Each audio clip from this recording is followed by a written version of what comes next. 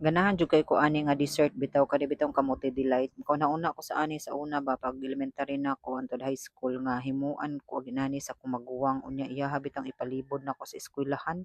Nya tag piso pa ba to sa una ay kana bitong cup sa kape. Kanang cup sa kape ba nga lingin nga itom mao na siya pormahon ana. Nya tag piso ra na siya karon di na jud ka kakaog piso aning buhatan ni ba. So kay gimingaw man ko naghimo na lang kog akoa.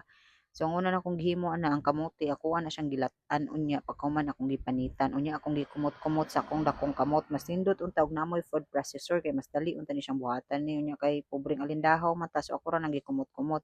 Okay na nagwa ko kapanghunaw kay ako ra may mukaon na.